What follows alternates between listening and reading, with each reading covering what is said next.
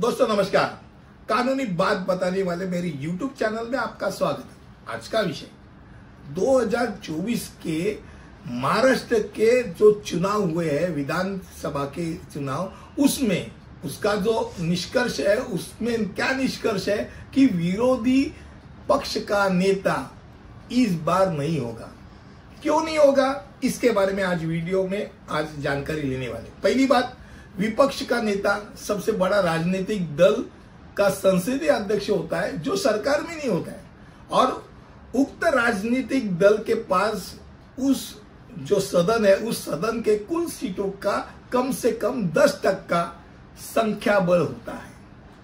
चूंकि वर्तमान महाराष्ट्र में विपक्षी दलों में शिवसेना उद्धव ठाकरे ये जो पक्ष है उनके पास 20, राष्ट्रवादी शरद पवार ये पक्ष के पास 10, कांग्रेस के पक्ष के पास 16 सीट है, और एक राजनीतिक पार्टी के रूप में मान्यता प्राप्त होने के लिए न्यूनतम संख्या, जैसे अपने बोले 288 288 ये बल है, उसमें से 10% यानी 28.8 यानी 29, तो 29 संख्या कम से कम चाहिए।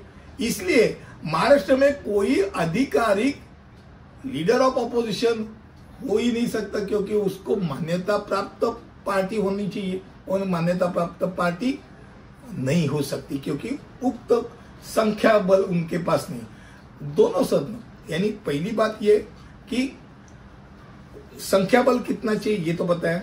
अब केवल यह बात राजनीतिक दल के नेता ही विपक्ष के नेता होने लायक होता है कि जिसके पास 10% संख्या है, पर उतना ही नहीं, मान लो 2 या 3 लोगों के पास है, तो जिसके पास अधिक संख्या बल होगा वो विरोधी पक्ष नेता होगा। मान लो एक जैसे 2 जन है, दोनों की संख्या 30-30 है, तो पीठासीन अधिकारी द्वारा अंतिम निर्णय लिया जाएगा और उनका निर्णय निर्णायक होगा। अभी वो किसके लिए वो चुनते हैं, उनके पास रहते हैं। भारत में संसदीय लोकतंत्र में कामकाज में विपक्ष के नेता यानी लीडर ऑफ अपोजिशन जो होता है, एक महत्वपूर्ण भूमिका निभाता है। सरकारी जवाबदेही हो या पारदर्शिता हो, उसको बढ़ावा देने का काम, एक महत्वपूर्ण काम वो करता है। आज अगर पूछा जाए तो लोकसभा में 2014 और 2019 के कार्यकाल में कोई भी लीडर ऑफ अपोजिशन नहीं था। किसी भी पक्ष के पास लोकसभा का 1/10 जो अपोजिशन में थे उनके पास उतना संख्या बल नहीं था। अभी 2024 में जो लोकसभा का चुनाव हो गया, उसमें कांग्रेस के पास ये संख्या बल आने के कारण राहुल गांधी ये लोकसभा के विपक्ष का नेता चुन गए। और यही चीज अभी 2024 से लेकर 5 साल तक विधानसभा में महाराष्ट्र में लीडर ऑफ अपोजिशन नहीं रहेगा। 10% बल ही नहीं किसी के पास। अब ये चीज लीडर ऑफ अपोजिशन 1969 तक क्या था, ऐसे ही वास्तविक विपक्षी नेता होता था, औपचारिक मान्यता नहीं होती थी, दर्जा या विशेष अधिकार नहीं होता था। 1969 के बाद विपक्ष के नेता को आधिकारिक मान्यता दी गई। लोकसभा हो या विधानसभा हो, किसी भी जो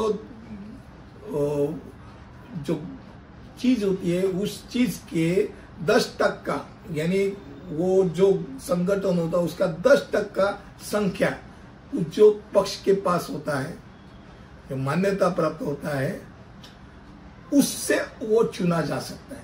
तो पहली बात है, 3 शर्तों तो पूरी होनी चाहिए जिससे नेता प्रतिपक्ष का विपक्ष का नेता चुन सकता है।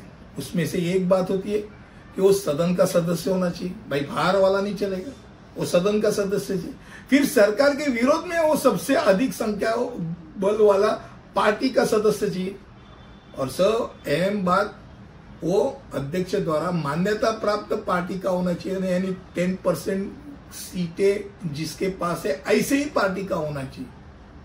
आज जो मैंने बात रखी, 2024 का महाराष्ट्र का इलेक्शन हुआ है, मतदान सभा का, उसमें कोई भी विरोधी पक्ष को वो 10% नहीं मिला है, इसलिए अब 5 साल के लिए कोई भी विपक्ष का नेता इस सदन में नहीं होगा। आज का वीडियो इतना ही था। अगले वीडियो में ऐसे ही कुछ लेकर आऊंगा। तब तक के लिए अलविदा, धन्यवाद।